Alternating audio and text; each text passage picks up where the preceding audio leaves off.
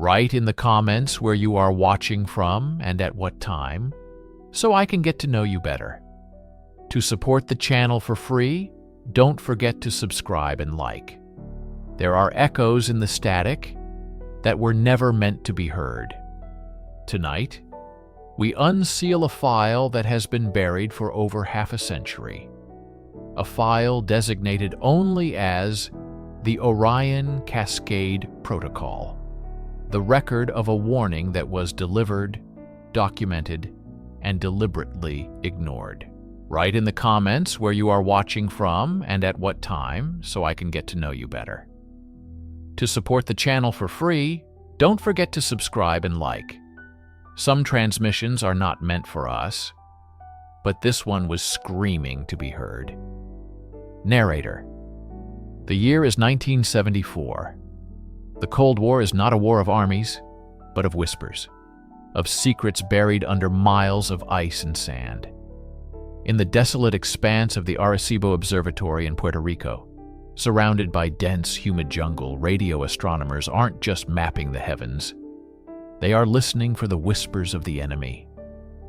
Their massive dish, a concrete bowl woven with a mesh of steel, is a sentinel, a colossal ear turned to the sky.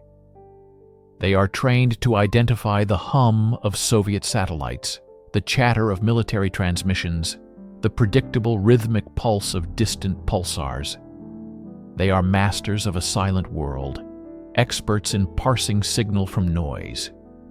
But on a moonless night in October, something breaks the silence. Not a whisper, but a persistent, rhythmic hum that doesn't belong. Dr. Eris Thorne, a brilliant but notoriously obsessive radio astronomer, is the first to notice it. He's on the graveyard shift, a time for quiet contemplation and routine data collection. At first, he dismisses it as terrestrial interference, a faulty generator perhaps, or atmospheric distortion. He logs it, annotates it as anomalous static, and tries to filter it out. But the signal refuses to be filtered. It's stubborn. It has a structure, a mathematical precision that feels eerily deliberate. It's a faint, repeating sequence, buried deep within the cosmic background radiation, a pattern hiding in plain sight. For weeks, Thorne works in secret, convinced he's either on the verge of a breakdown or a discovery that will rewrite human history. He isolates the frequency, amplifies the signal, and runs it through every diagnostic he can. It is not a pulsar. The Doppler shift is wrong. It is not a quasar. Its energy signature is too stable. It is not Soviet. The encryption, if it is encryption, matches no known algorithm. It is alien, not in the sense of extraterrestrial, not yet, but in the sense of being utterly other. It's a complex, layered message composed of prime numbers and hydrogen spectral lines, a universal language, and woven into its very fabric, in its cadence and repetition, is a palpable sense of urgency, a feeling of dread. This is not a greeting. This is not an invitation. Thorne feels a cold certainty crystallize in his gut. The static wasn't just noise, it was a shroud, and something underneath was desperately trying to claw its way out. He knows he can no longer keep this to himself. He picks up a secure phone line, his hand trembling slightly, and makes a call that will trigger a protocol so secret, most of the government that created it doesn't even know it exists.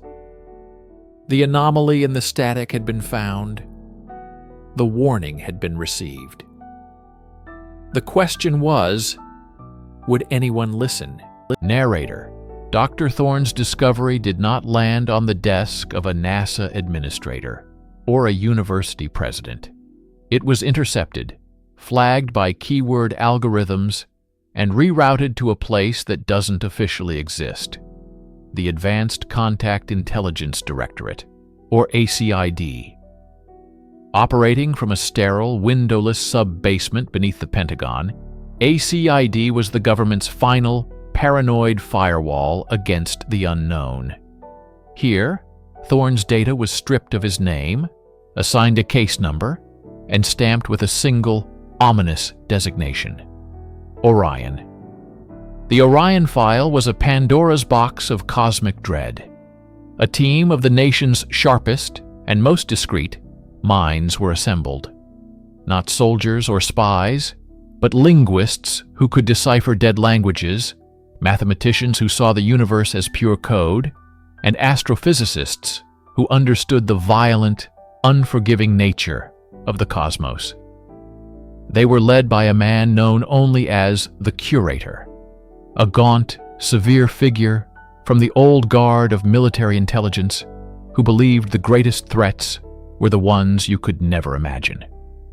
For months, the Orion team worked in absolute isolation, chasing the ghost in the machine. They confirmed Thorne's findings. The signal was intelligent, artificial, and unimaginably old. Its point of origin was a ghost star system, a place where a sun should be but wasn't. The message itself was a masterpiece of universal communication, a Rosetta Stone for a language built from physics. But as they peeled back the layers of mathematics and atomic data, the tone grew darker. There were no pleasantries, no declarations of philosophy or art. There was only data. Star charts of terrifying precision detailing the movement of a phenomenon. They couldn't find the right word for it. It wasn't an object, not a fleet of ships. It was described as a wave, a nullification field that moved at a fraction of the speed of light, erasing everything in its path. It didn't destroy matter. It rewrote its fundamental properties, rendering it inert. The signal was a tombstone, broadcasting a warning from a long-dead civilization. It provided a timeline, a chillingly precise calculation of the wave's trajectory. And its next predicted intersection point was a small, unremarkable spiral arm of the Milky Way. Our spiral arm. The final decoded segments were a plea and a blueprint, a warning to cease all wideband transmissions, to go dark, to hide, and a complex set of instructions for building a resonance cascade shield, a way to potentially deflect the nullification field. But in the cold, pragmatic halls of power, fear is a liability. The Curator presented the findings to a clandestine oversight committee. They saw the data, the star charts, the terrifying conclusion, and they dismissed it. The consensus was clear.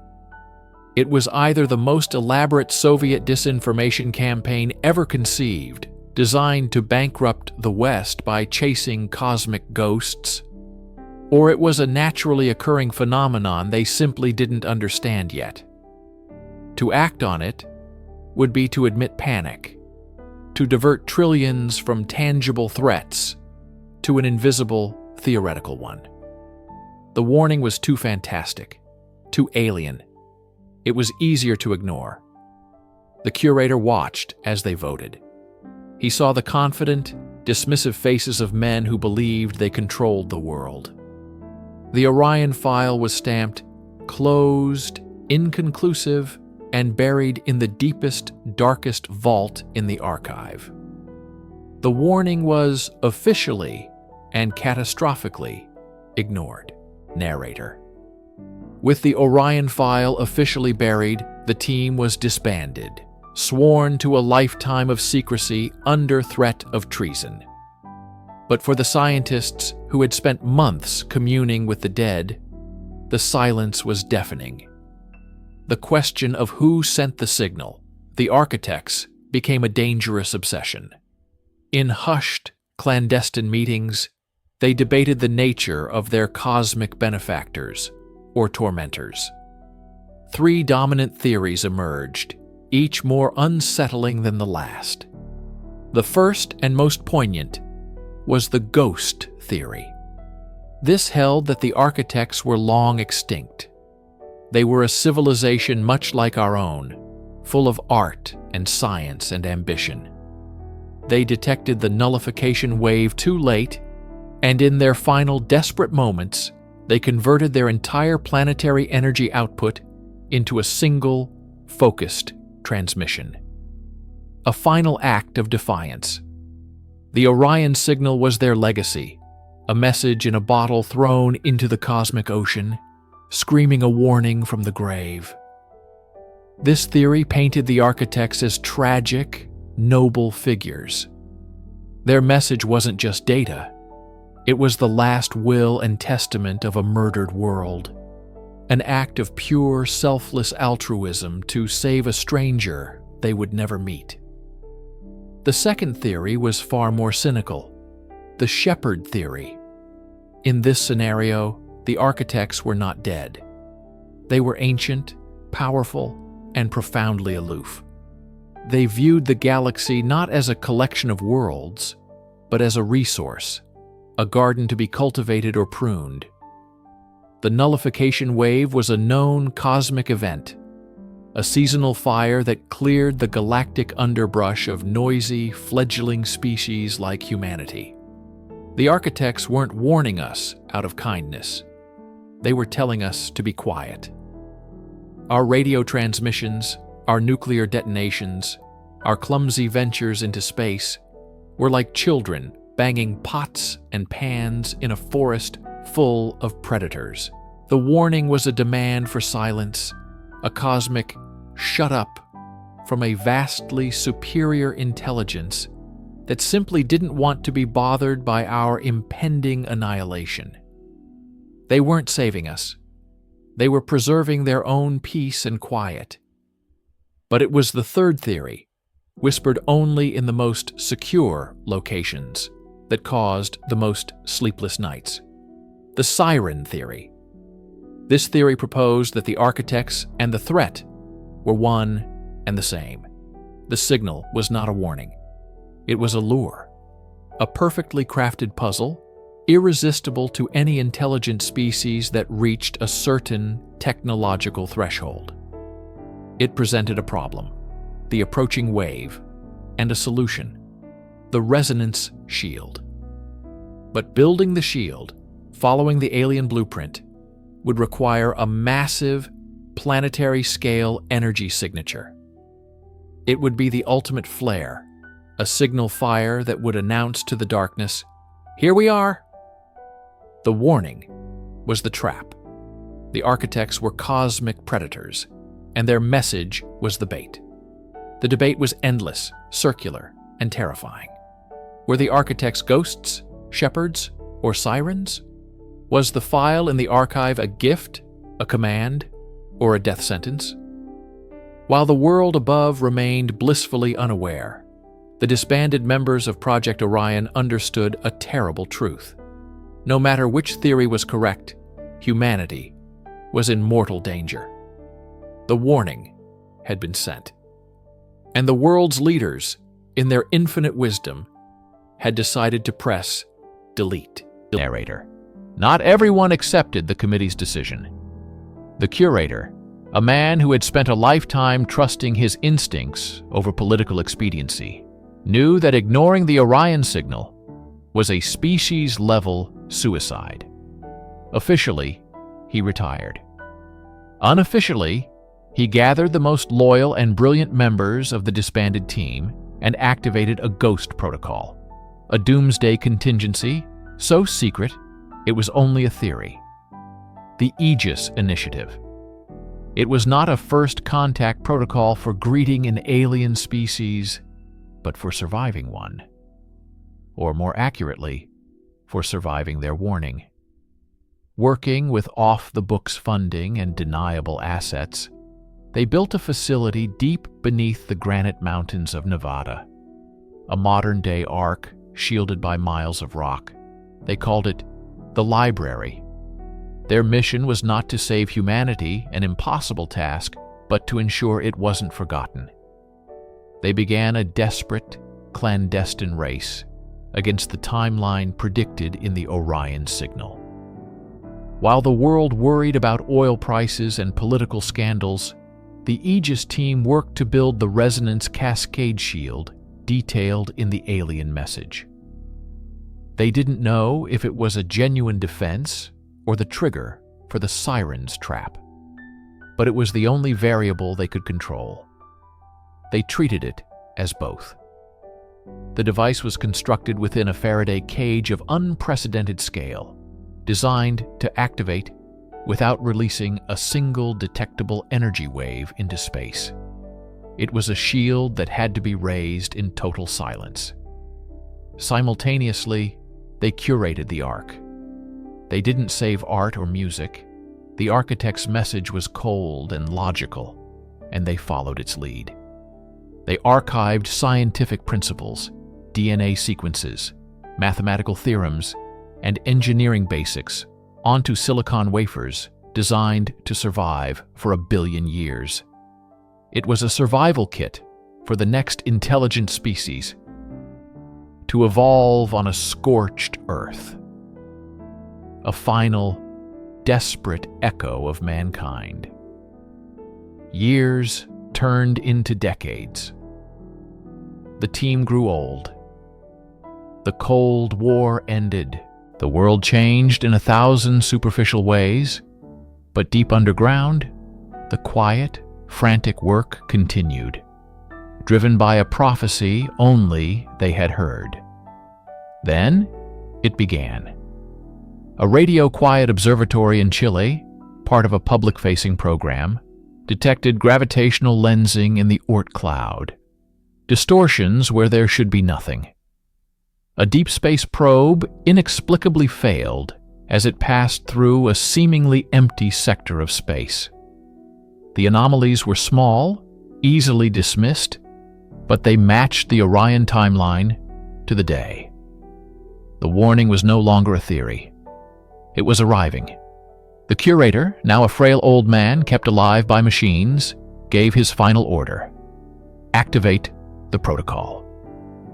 In the heart of the library, the massive alien device hummed to life, bathing the cavern in a soft, ethereal glow. The team gathered in the control room, their faces illuminated by the monitors. They were not soldiers celebrating a victory, but caretakers at the end of the world. On one screen, they watched the energy readings of the shield, stable and silent.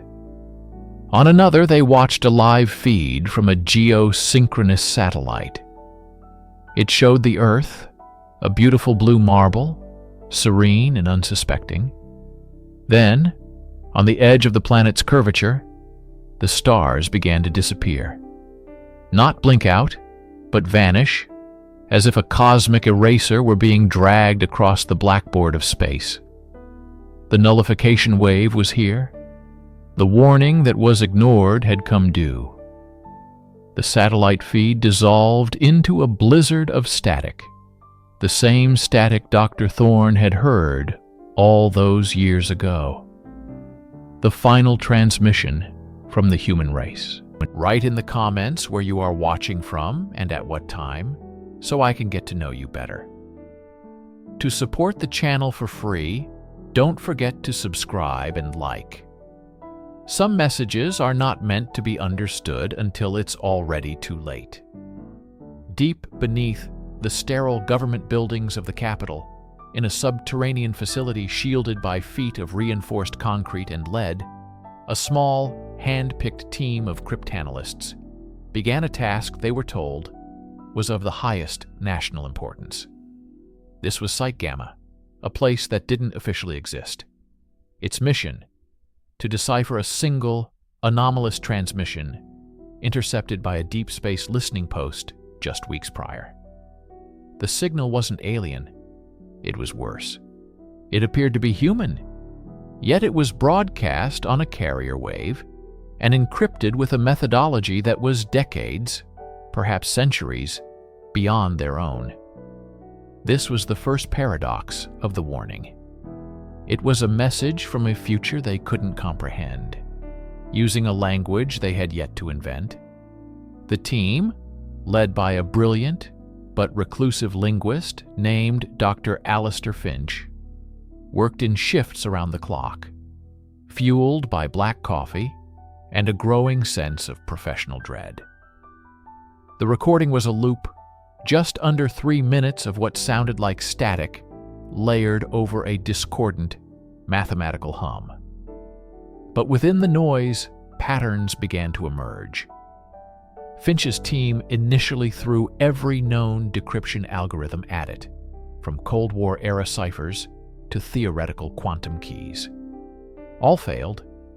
The signal's architecture was, as Finch noted in a now declassified memo, aggressively complex, as if designed to be understood only by a mind that perceives time non-linearly. The breakthrough didn't come from a computer. It came from Finch himself, during the 78th hour of continuous work. He realized they were treating it as a single, complex message. But it wasn't. It was thousands of incredibly simple messages, layered on top of each other, phase-shifted by infinitesimal fractions of a second. It was a chorus of whispers, not a single shout. They had to painstakingly peel back each layer, each voice in the chorus, to reveal the sentence it was contributing to the whole. The process was arduous, a form of digital archaeology.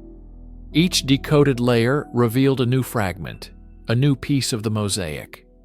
And with each fragment, the atmosphere in Site Gamma grew colder. The initial excitement of the challenge was replaced by a heavy, suffocating anxiety. The words they were uncovering weren't military commands or scientific data. They were frantic, desperate. They were fragments of a plea, a historical record of a cataclysm, and most terrifyingly, a set of instructions. Instructions on how to prevent it. The message wasn't just a warning. It was a blueprint for survival, sent back through impossible means. But as they neared the final layers, the core of the message, they began to understand the true horror. The warning wasn't about an external threat, an asteroid, an invasion. The warning was about us. It was about a choice humanity was about to make, a door it was about to open. And the message was a desperate scream from the other side, begging them to turn the key. When the final layer was peeled away and the full text of the transmission was assembled, there was no celebration in Site Gamma. There was only a profound and chilling silence. The document, designated Codex Cinder, was printed on a single sheet of paper and placed in a lead-lined briefcase. It did not contain prophecies written in vague, mystical terms. It was cold, precise, and absolute. The warning was a sequence of events, a causal chain reaction that began with a specific scientific experiment scheduled to take place in less than 6 months. It named the project the Prometheus Initiative, a deep Earth energy experiment that official channels were hailing as the solution to the global energy crisis. According to Codex Cinder, the initiative would not produce clean energy. It would instead create a microscopic, self-sustaining temporal fracture, a wound in the fabric of space-time. The Codex described the immediate aftermath with terrifying clarity. For the first 72 hours, nothing would seem to happen. But then, subtle impossibilities would begin to bleed into reality. It described chronal echoes, brief, localized moments where the past and future would overlap. A person might see a fleeting glimpse of a building that wouldn't be constructed for another 50 years, or hear a conversation they themselves had a week prior. These were the early symptoms. The warning then detailed the escalation.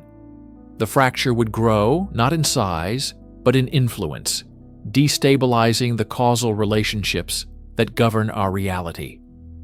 It provided dates, times, and geographic coordinates for key decohesion events. A town in Ohio would vanish for 3 seconds.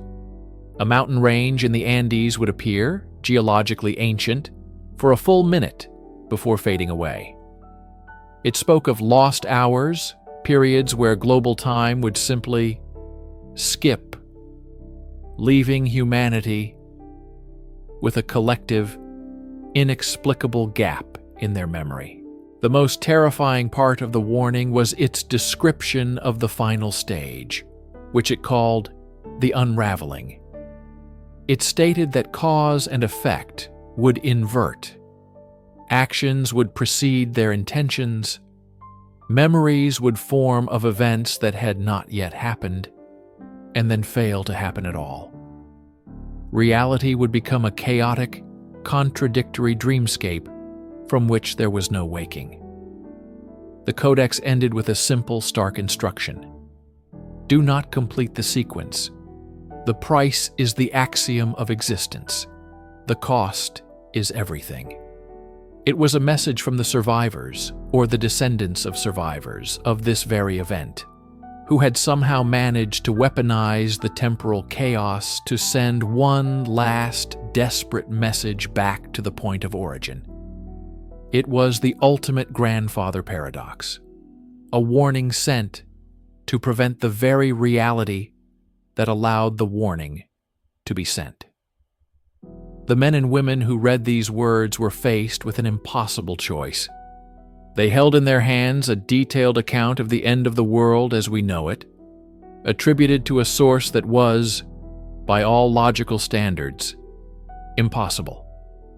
The warning had been received and understood. The question now was, would it be believed? The Prometheus Initiative was the brainchild of one man, Dr. Thorne.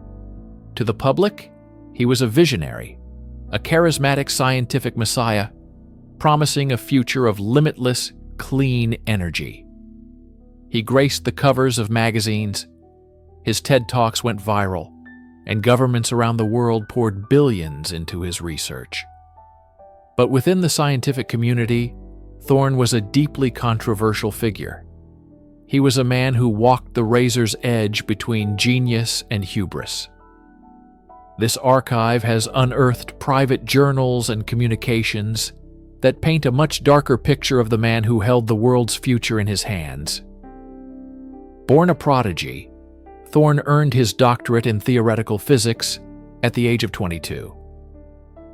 His early work on quantum entanglement was groundbreaking, but his theories grew more and more esoteric. He began publishing papers on substrate reality and macro-temporal engineering, concepts his peers dismissed as science fiction. He claimed that reality as we knew it was merely one stable layer of a much more complex and fragile cosmic structure. He was ostracized, his funding was cut, and he was denied tenure at every major university. For years, Thorne worked in isolation, a pariah scribbling equations in a cluttered home office. Then came his breakthrough. He secured private funding from a consortium of tech billionaires and industrialists who were more interested in results than peer reviews. This funding led to the Prometheus Initiative. Thorne wasn't just trying to tap geothermal energy. He was, in his own words, punching a keyhole through our reality to the engine room of creation. He believed he could draw power directly from the foundational forces that governed space-time. When intelligence agencies discreetly presented Thorne with the contents of Codex Cinder, he wasn't shocked or horrified. According to a transcript of the meeting, he was dismissive, almost amused. He saw the warning not as a genuine threat, but as an elaborate piece of industrial or foreign espionage designed to sabotage his life's work. He called the detailed predictions sophisticated fear-mongering. He argued that any sufficiently advanced technology would produce phenomena that would seem like dangerous paradoxes to a less developed mind. He saw the chronal echoes and decohesion events not as symptoms of catastrophe, but as manageable side effects, the price of progress. Thorne was a man so convinced of his own brilliance that he could not conceive of being wrong, especially when the warning came from an impossible, anonymous source. He was the sole architect of the project.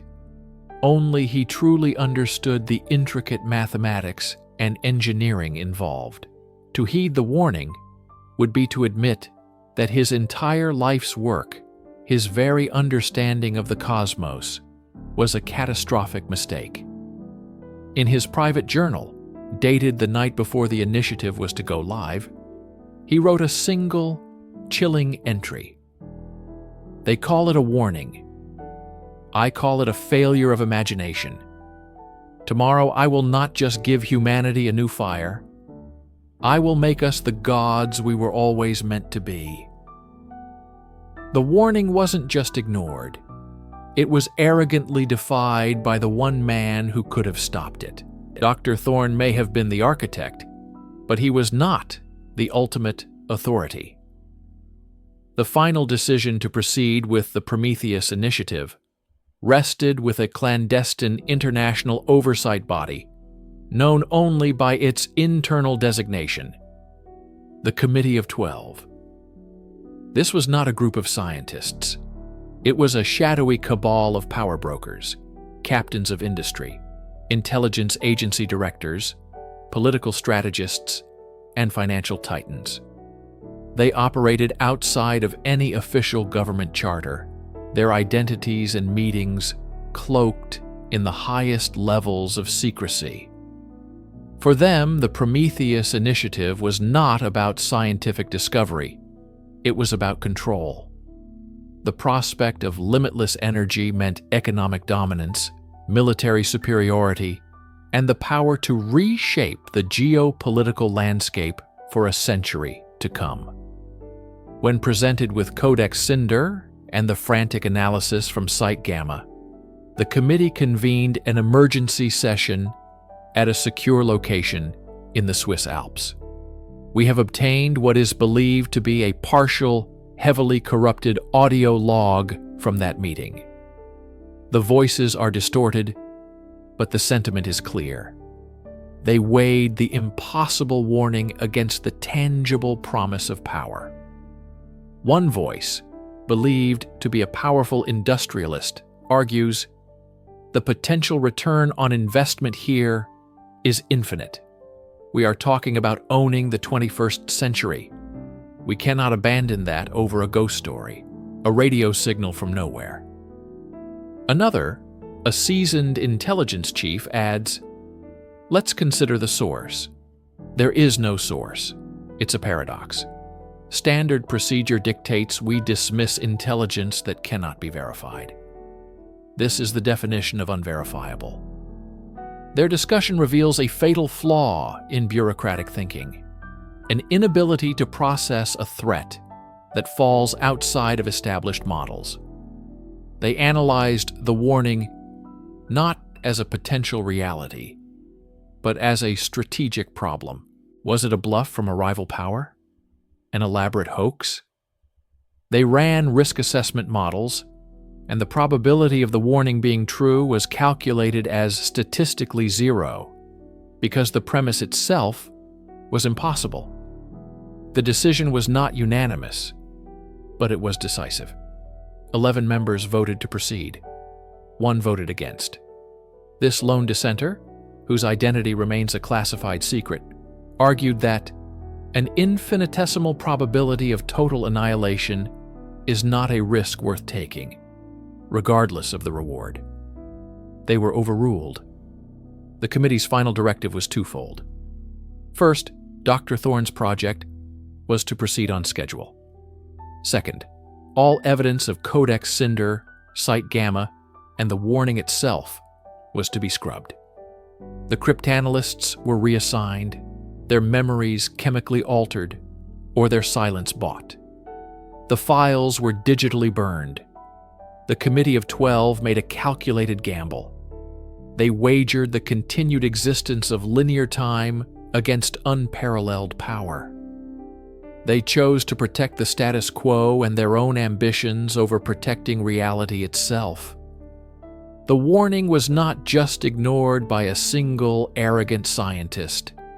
It was deliberately and methodically buried by a council of the world's most powerful people who saw the apocalypse as a line item on a balance sheet and decided to write it off. Write in the comments where you are watching from and at what time, so I can get to know you better. To support the channel for free, don't forget to subscribe and like. Some doors, once opened, can never be closed again. Narrator. In the silent, dust-filled archives of forgotten projects, some documents are more than just paper and ink. They are ghosts. They are tombstones marking the death of an opportunity, the birth of a catastrophe. Among them, one file, designated only by a string of faded numbers, contains a prophecy. We know it today as the Thorne Memorandum. By 1962, Project Cyclops was the crown jewel of ARPA's most clandestine division. Publicly, it was a deep Earth geological survey initiative. In reality, it was a radical attempt to harness telluric currents, the planet's own electrical energy, as an inexhaustible power source, and more secretly, a weapon. The lead theoretical physicist, Dr. Alistair Thorne, was a quiet, brilliant man, more comfortable with equations than with people. For 3 years, he and his team worked in a subterranean facility in the Nevada desert, a concrete tomb dedicated to taming the Earth's heartbeat. But in the spring of 1962, Thorne stopped celebrating their progress. He had found a flaw in their beautiful, terrible machine, an anomaly. The models, once so clean, now predicted a feedback loop of unimaginable scale. The energy they were drawing wasn't being replenished by natural processes. They were, in his stark terminology, bleeding the planet dry. The memorandum he drafted was not a work of scientific caution. It was a scream of pure terror, translated into the cold language of physics. It spanned 47 pages, filled with complex differential equations and stark, hand-drawn graphs that all pointed to the same conclusion. Within 50 years, the continued operation of Project Cyclops would destabilize the planet's magnetic field, leading to catastrophic atmospheric loss and seismic instability on a global scale. It was a blueprint for an apocalypse of their own making. He titled it Geomagnetic Resonance Cascade, a Terminal Prognosis. The Thorne Memorandum. He bypassed his immediate superiors, sending copies directly to the Project Oversight Committee and the Office of the Secretary of Defense. He believed the data was irrefutable, that reason would prevail. He thought that by sounding the alarm, he was saving the world. He didn't understand that to the men in power, the world was a chessboard, and some pieces simply had to be sacrificed. The memorandum wasn't seen as a warning. It was seen as a problem, a loose end, a voice that needed to be silenced before it could ever reach the public ear. The document was classified, stamped with a level of secrecy reserved for nuclear launch codes, and buried.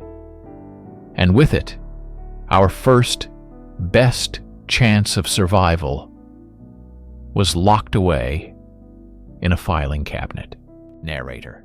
A single voice crying out in the wilderness is easily dismissed as madness. But Alistair Thorne was not entirely alone. His terror was infectious, spreading quietly through the lower echelons of Project Cyclops, like a contagion of truth. This is the story of the dissenters, the men and women who saw the abyss and tried to pull us back from the edge. Dr. Elena Vance was a junior seismologist, recruited straight out of Caltech. Her job was to monitor the micro-tremors around the facility. In the months following Thorne's calculations, her instruments began to register activity that defied all known geological models. The quakes were small, but they were rhythmic, almost artificial. They pulsed in time with the facility's power cycles.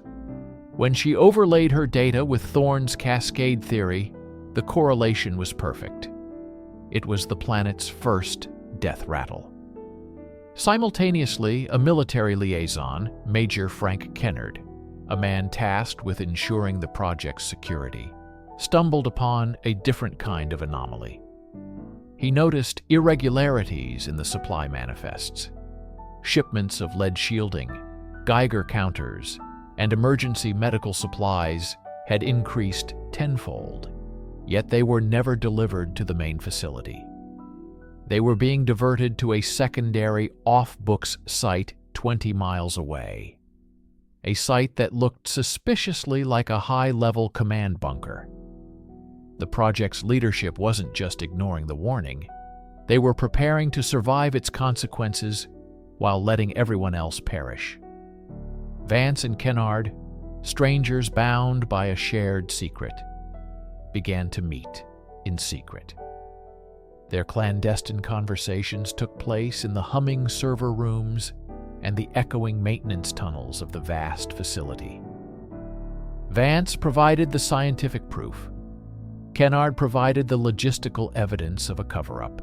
They compiled a second dossier, a shadow to the Thorne Memorandum, filled with seismic charts, falsified shipping logs, and sworn affidavits from a handful of other terrified technicians who had noticed the strange energy fluctuations and the quiet disappearance of concerned colleagues. They were a small rebellion, armed only with facts, fighting against an institution built on secrets. Their plan was to leak the dossier to a trusted journalist, a contact Kennard had from his time in counterintelligence. But the walls had ears. The project's internal security was absolute. Every communication was monitored, every movement tracked. Before they could act, Vance was abruptly reassigned to a weather station in the Arctic Circle for insubordination and fabricating data. Kennard was recalled to the Pentagon and court-martialed on trumped-up charges of espionage, his career and reputation destroyed. Their dossier vanished. The dissent was crushed, its leaders scattered and discredited. The warning had been silenced, not once, but twice. Narrator. Why? It's the question that haunts every corner of this story. Why would intelligent, powerful men and women look at a clear existential threat and do nothing? The answer is not simple ignorance or disbelief. It is far more chilling. The decision to ignore Alistair Thorne's warning was the result of a deliberate, cold, and calculated process. It was the product of the calculus of inaction. In the wake of the Thorne Memorandum, a secret subcommittee was formed. It had no official name, referred to in classified correspondence only as the Continuity Committee. It consisted of 5 individuals: a 4-star general, the director of ARPA, a senior economist from the Treasury, a geopolitical strategist from the State Department, and the President's National Security Advisor. They met in a soundproofed room in the sub-basement of the Pentagon, a place where morality was considered a variable, not a constant. Thorne's 47 pages of scientific prophecy were laid out on the mahogany table before them. They did not debate the validity of his science. Internal reviews from their own physicists confirmed the terrifying accuracy of his models. The cascade was real. The threat was existential. Instead, they debated the consequences of acting. To shut down Project Cyclops meant admitting failure. It meant forfeiting an unimaginable strategic advantage in the Cold War, a weapon that could black out entire continents a power source that would make them masters of the globe. The economic impact alone would be catastrophic, erasing billions in investment and setting back American technological supremacy by decades. Then came the geopolitical calculus. If they shut down their program, what was to stop the Soviets, who had their own cruder version in the works, from achieving the same goal? Announcing the danger to the world would cause mass panic, economic collapse, and a global crisis that could trigger the very nuclear war they were trying to prevent.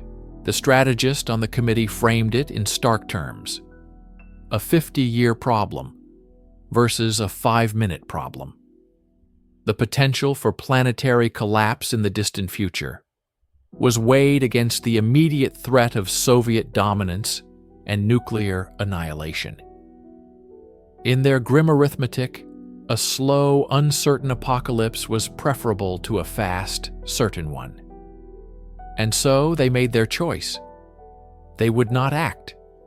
They would continue the project, accelerating its timeline to maximize its strategic value before the inevitable consequences began to manifest.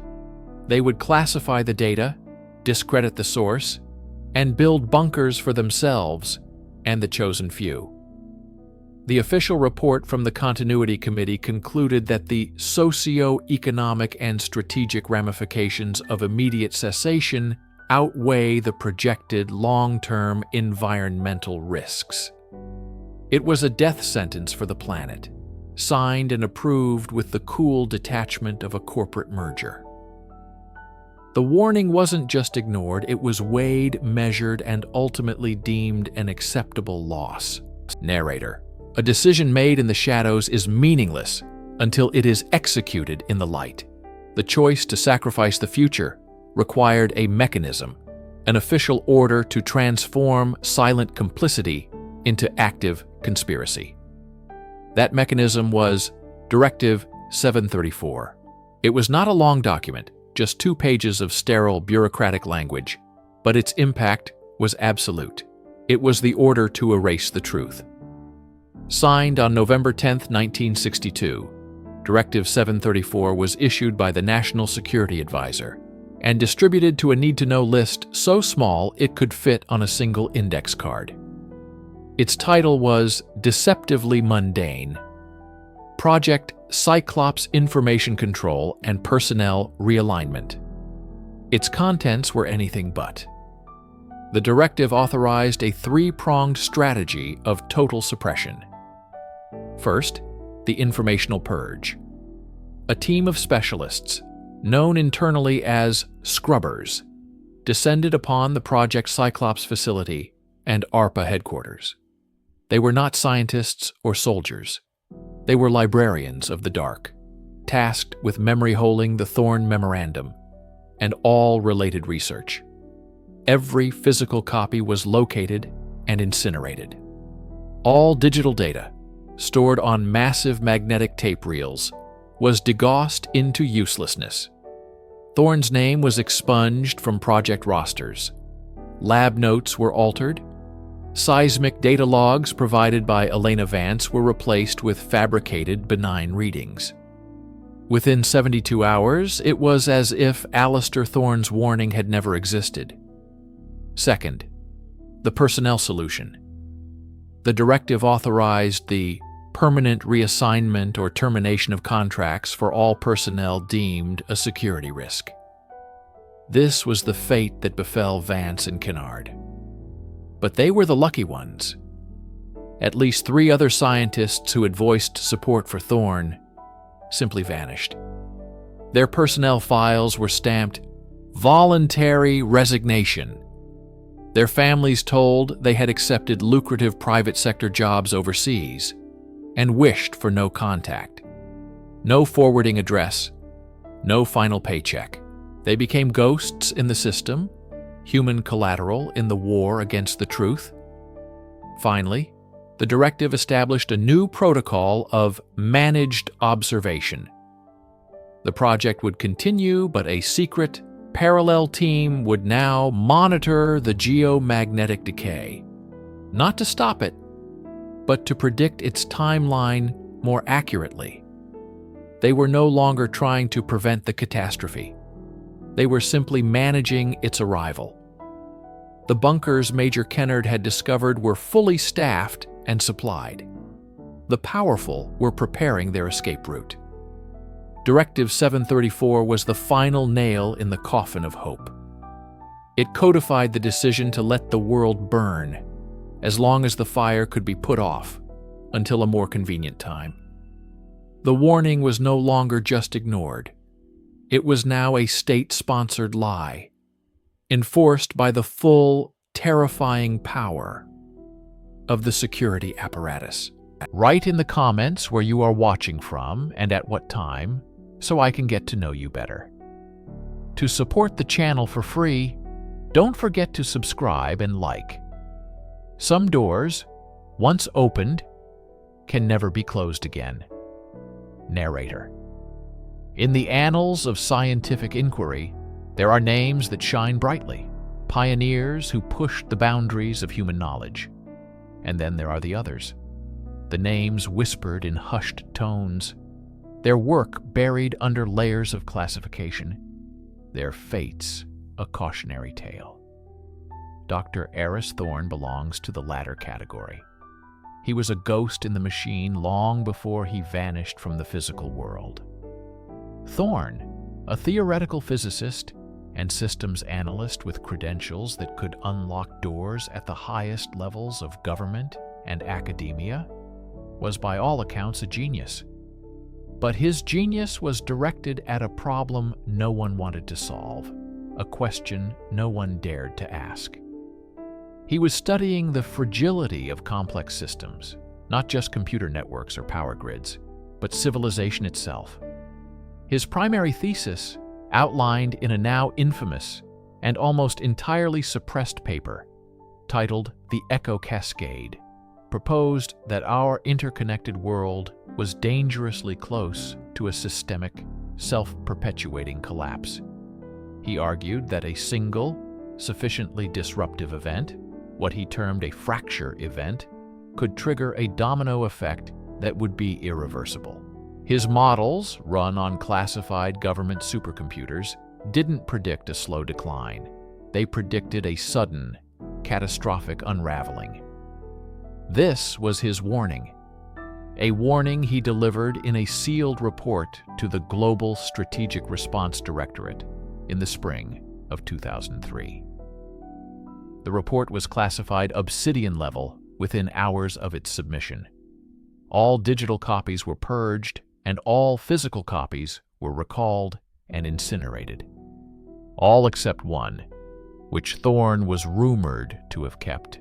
He argued that the fracture event was not a matter of if, but when, and that it would likely not be a nuclear war or a pandemic, but something far more subtle, something originating from a system we had come to blindly trust.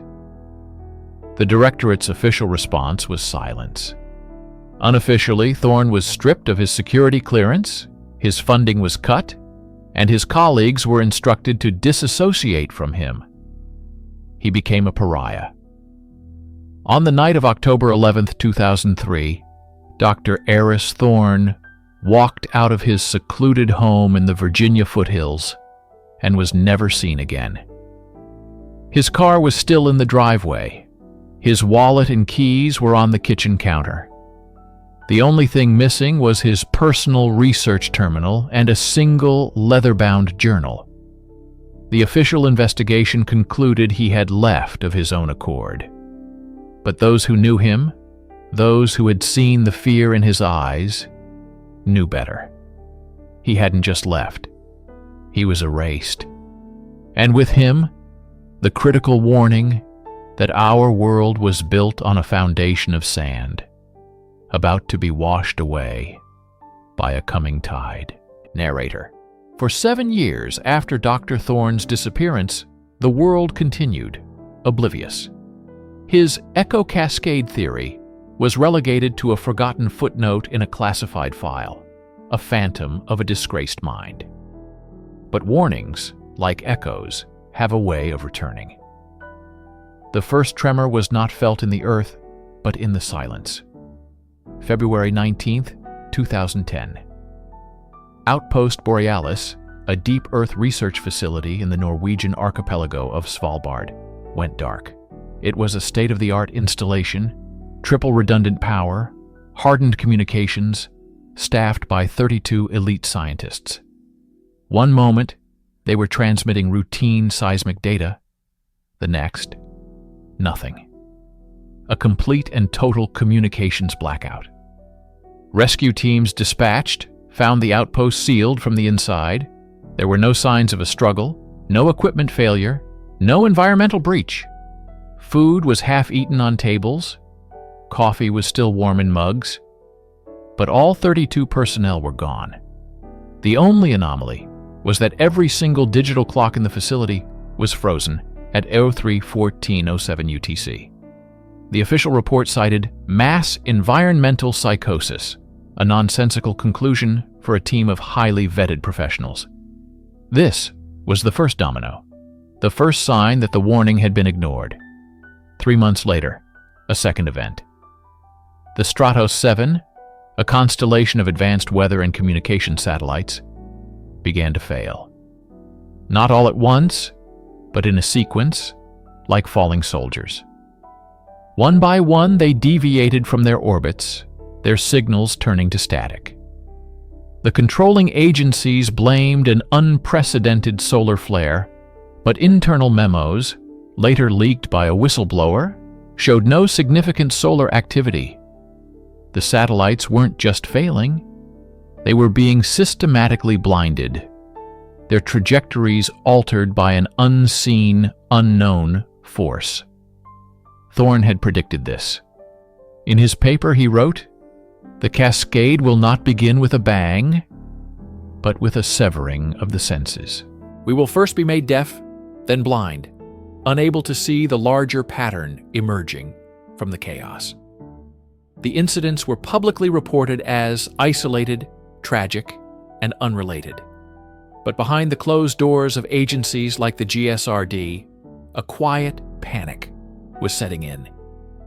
They were pulling up Thorne's old files, running his models again, and this time, the results were even more terrifying. The probability of a full-scale cascade event had risen from a theoretical 12% to a terrifyingly tangible 47%. The system was beginning to fail, just as he had said it would. The warning was no longer a theory. It was an observation. Narrator. After the silence of Outpost Borealis and the blinding of the Stratos 7 satellites, the cascade began to accelerate. The events grew more frequent, more global, and more bizarre. The official narrative of isolated incidents was becoming increasingly difficult to maintain as a clear and terrifying pattern began to emerge, a pattern visible to anyone who dared to look. It was a symphony of dissonance played on a global scale. In 2012, commercial airline pilots began reporting severe navigational failures over the South Atlantic anomaly, their instruments spinning wildly as if the laws of magnetism had been temporarily suspended. These dead zones were officially explained away as atmospheric interference, yet they corresponded precisely with areas Thorne's models had flagged as nodal stress points. Then came the biological phenomena. Mass bird migrations occurred months off schedule, their flight paths chaotic and nonsensical, leading entire flocks to perish in urban centers. Deep-sea fish, species that had never seen the sun, began washing up on shores across the globe, from Chile to Japan. Biologists were baffled, offering theories of deep-sea volcanic activity or chemical spills, but none could account for the sheer scale and synchronicity of the events. The warning had specified this stage. The planet's own complex systems, its magnetic field, its biosphere, will begin to resonate with the initial fracture, amplifying the dissonance. Perhaps the most unsettling phenomenon was the global hum. Beginning in 2014, a low-frequency, persistent sound was reported by thousands of people worldwide. It was not traceable to any known source, industrial or natural. Audio analysts who studied the recordings discovered a complex, non-repeating mathematical structure embedded within the noise, almost like a signal buried in static. Governments convened secret panels. Task forces were formed. The internal documents from this period show a clear schism. One faction desperately trying to find a rational, conventional explanation, and another smaller group pointing back to the ghost of Eris Thorne. They argued that these were not separate crises, but symptoms of a single, underlying, systemic failure. The world's operating system was becoming corrupted. The warning hadn't just been ignored. The evidence of its validity was now being actively suppressed. Media outlets were fed stories of solar cycles and climate change to explain away the anomalies. The pattern was hidden in plain sight, dismissed as conspiracy by a population conditioned to trust the curated reality presented to them. While the world was being reassured that everything was fine, the architects of that reality knew the truth. The foundation was cracking, and they had no idea how to stop it. Narrator. The disappearance of Dr. Thorne in 2003 was not the beginning of the story. It was merely the chapter when the silence became absolute. To understand the true depth of the cover-up, we must rewind further, into the redacted decades of the Cold War. Freedom of Information Act requests filed by our team have unearthed a series of heavily censored documents, fragments of a much larger, darker puzzle. They speak of a program initiated in 1971 under the codename Project Cassandra. Its mandate was chillingly simple: to identify and model existential threats arising not from nuclear exchange, but from the increasing complexity of global technological and ecological systems. The scientists of Project Cassandra were the precursors to Eris Thorne. They were the first to see the ghost in the machine. In a 1978 memorandum, a lead researcher, his name blacked out, warns of a potential informational entropy cascade, a scenario where the systems built to manage information become so complex they collapse under their own weight, triggering widespread systemic failure. This was Thorne's theory, written 25 years before his infamous paper. The warning was not new. It was ancient, at least in technological terms. It had been issued, studied, and then deliberately buried. Why? Because the implications were unacceptable. To acknowledge the threat would be to admit that the path of unchecked technological progress, the very engine of modern civilization, was leading towards a cliff. It was easier to redact the reports, discredit the scientists, and file the warnings away in lead-lined vaults. Project Cassandra was officially terminated in 1982, its findings classified for 75 years. But it never truly ended. It evolved, going deeper underground, becoming the silent, watchful entity that Thorne would later confront. The Global Strategic Response Directorate. The GSRD wasn't created to solve the problem. It was created to manage it, to control the narrative, to ensure public order by maintaining public ignorance. Thorne's crime wasn't his discovery. It was his refusal to remain silent. He tried to bring the work of the redacted decades into the light. The documents reveal a chilling truth. For over half a century, a select few have known that our world is built upon a fatal flaw. They have watched the stress fractures spread, monitored the rising probability of collapse, and chosen to do nothing but prepare for the aftermath in secret. Every unexplained event, every strange phenomenon is a data point to them. The warning was not ignored out of disbelief, but out of a cold, calculated choice. They chose to let the cascade happen, to let the old world fall, perhaps to build their own upon its ruins. We are living in the fallout of a decision made before many of us were even born. And the most heavily redacted pages suggest that the final stage of the cascade is yet to come. Write in the comments where you are watching from and at what time, so I can get to know you better. To support the channel for free, don't forget to subscribe and like. Some doors, once opened, can never be closed again. Narrator. In the Obsidian Archive, we don't deal in rumors. We deal in echoes, fragments of truth buried under the weight of official narratives. What you are about to hear is one such fragment.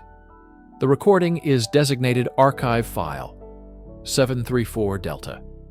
The speaker is anonymous, his voice digitally altered at his request before his disappearance in 1988. He was a mid-level systems analyst for a now-defunct private contractor, a company that worked at the bleeding edge of predictive modeling for clandestine government agencies. He tried to sound the alarm. This is his testimony. Whistleblower. They called it Project Chimera, a name from mythology for a beast made of disparate parts. That's what it was. A system designed to consume data, economic, geological, social, meteorological, everything. A digital leviathan. My job was to calibrate the probability engines, to teach the system how to see patterns the human eye would miss over decades, even centuries. We thought we were building a tool for disaster prevention, an early warning system for earthquakes, market crashes, famines. We were naive. In the spring of '86, Chimera started outputting something new. It wasn't a prediction. It was a diagnosis. It identified a cascade failure sequence buried deep within our global infrastructure. Not one single point of failure, but 1,000 interconnected ones, all dormant. A network of digital and physical tripwires. According to the system, a specific set of seemingly unrelated events would trigger the first domino. The model was flawless. The probability margin was less than 0.1%. It was a certainty. It was a blueprint for a quiet, systemic collapse. I took it to my superior. He laughed. He told me the machine was just creating compelling fiction. I bypassed him. I went to the agency liaison. He listened, his face a mask of stone, and then he classified my report. He classified me. My security clearance was revoked overnight. Men in dark suits visited my home. They didn't threaten me, not directly. They just reminded me of my family, of my pension, of the non-disclosure agreements I had signed, documents so dense with legalese they could crush a man's life. I knew then that they weren't ignoring the warning, they were protecting it. The cascade failure wasn't a flaw they wanted to fix. It was a feature they intended to use.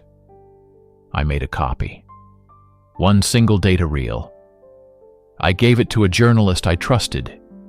He was killed in a car accident 2 weeks later. Ruled an accident. No foul play. That's when I made this tape. I don't know who will hear this. I don't know if it will make a difference. But the clock is ticking. The initial trigger events the model predicted, they're starting to happen. One by one. They aren't ignoring the warning. They're waiting for it. Narrator. For over 3 decades, Archive File 734 Delta was little more than a ghost story for intelligence analysts, a cautionary tale whispered in secure facilities. The whistleblower vanished. Project Chimera was officially denied, its records expunged. But truth, like energy, cannot be destroyed. It only changes form. Today, a new generation of forensic data scientists and open-source intelligence analysts are unknowingly chasing the same ghost. Narrator. They don't call it chimera. They call it pattern recognition in complex systems or stochastic cascade modeling. Using publicly available data, satellite imagery, global financial transactions, social media sentiment analysis, shipping lane logistics, they build models of our world that are infinitely more powerful than the system the whistleblower described. And they are finding the same thing. Expert 1. What we see is a remarkable convergence. We began our project to map vulnerabilities in global supply chains, but the data kept pointing to something deeper. There are latent, structural fragilities that seem designed. Think of it like a series of demolition charges placed in a building, set to go off in a sequence. You can't see the charges, but with the right analysis, you can detect the wiring connecting them. The whistleblower's cascade failure isn't just a possibility. In our current models, it's a mathematical inevitability. His warning wasn't just prescient, it was a precise schematic. We've identified over 700 of the 1,000 potential trigger points he alluded to. Many of them are now active. Narrator. These modern analysts, working independently across the globe, have unknowingly resurrected the ghost of Chimera. They've found its digital DNA embedded in the very framework of our modern world, in the code of our financial markets, in the logistics of our energy grids, in the protocols of our communication networks. The warning that was silenced in 1988 is now screaming from every data point. The difference is, now we have the tools to listen. The redacted sections of the whistleblower's original report, long thought lost, can be reconstructed through inference. By running simulations of the global events that have occurred since his disappearance, analysts can reverse engineer what the original Chimera system must have predicted. The results are terrifying. The model not only predicted the major geopolitical and economic shifts of the last 30 years, but it also flagged them as necessary precursors, the softening of the target before the main event. What the whistleblower saw as a single catastrophic event, we now see as a slow, controlled demolition, a process that has been underway for decades. The echoes of his ignored warning are no longer faint whispers. They are the foundation of our reality. Narrator. What is the cost of a single ignored warning? In the case of Archive File 734 Delta, the cost is the world we now inhabit. The silence that followed the whistleblower's disappearance was not a passive absence of noise. It was an active, suffocating force. It was the deliberate construction of a new reality over a terrifying truth. Narrator. The first casualty was the truth itself. Project Chimera was officially labeled a theoretical failure, a costly experiment in computational overreach. Documents were shredded, servers were wiped and melted down into slag. The private contractor was systematically dismantled, its assets absorbed by larger, more opaque corporations, its scientists and engineers scattered to the winds with new, ironclad, non-disclosure agreements. The agency liaison who classified the report was promoted, eventually reaching the highest echelons of the intelligence community. He became a gatekeeper, ensuring the official narrative held firm for decades. But the legacy of silence is written in more than just redacted files. It's written in the headlines we've grown numb to. The sudden, inexplicable market fluctuations, the critical infrastructure failures blamed on aging equipment or freak weather, the strange, low-frequency social contagions that erupt and fade without a clear origin. These were not random acts of chaos. They were the trigger events, the controlled demolition proceeding on schedule hidden in plain sight, its true nature obscured by the fog of a 24-hour news cycle. The journalist who received the data reel, his death, was the first brick in the wall of silence. His colleagues were subtly warned off the story. His notes vanished from the police evidence locker. His reputation was posthumously smeared, his work dismissed as conspiracy mongering. This is the playbook. Discredit the messenger, bury the message, and let time do the rest. The true legacy of this silence is a world that no longer trusts its own senses, a populace conditioned to accept instability as the new normal. We live in the house that Chimera built, a structure riddled with vulnerabilities we cannot see, all because one man's warning was not just ignored, but actively, malevolently, and successfully suppressed. The silence was the weapon. The silence was the plan. And we are all living in the fallout, mistaking a controlled demolition for the random chaos of modern life. The warning was a map to the future, and by ignoring it, the gatekeepers ensured we would all be lost. Narrator: we have reached the end of the file, but not the end of the story. The testimony of the whistleblower, corroborated by modern analysis, paints a chilling picture. But it leaves us standing at the edge of a precipice, staring into an abyss of uncertainty. It leaves us with one final unanswered question. Why? Narrator: why would a warning of such magnitude be so thoroughly suppressed? The easy answer is incompetence, bureaucratic inertia, the refusal of small minds to accept a reality beyond their comprehension. This is a comforting thought. It suggests a system that is flawed but not malicious. It allows us to believe that with more oversight, more transparency, such a mistake would not happen again. But the evidence in Archive File 734 Delta points to a darker, more deliberate motive. The methodical silencing of all involved, the discrediting of the journalist, the promotion of the gatekeepers. This is not the work of incompetence. This is the work of intent. This was not a warning that was ignored. It was a blueprint that was adopted. This leads to the truly terrifying possibility that the Cascade failure was never seen as a threat to be averted, but as an opportunity to be exploited. A global-scale crisis that would allow for a global-scale restructuring, a controlled burn of the old world to clear the ground for a new one, built by architects who remain in the shadows. Who benefits from such a collapse? Who has the resources to not only survive it, but to thrive in its wake, to consolidate power from the ashes? The whistleblower believed they were waiting for the Cascade. But perhaps they weren't just waiting. Perhaps they have been guiding it, gently, imperceptibly, nudging the dominoes into perfect alignment over the last 3 decades. This is the true horror of the ignored warning.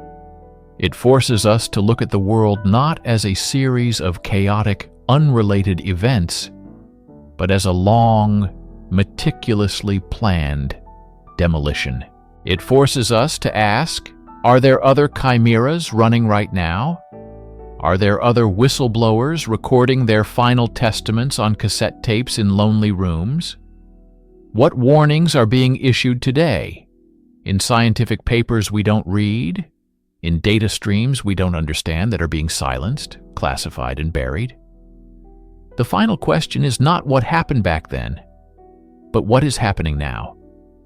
Look around you. at the systems you depend on, at the information you consume, at the quiet fragility of it all. The warning was ignored once. The unanswered question is whether we will be able to hear the next one before it's too late.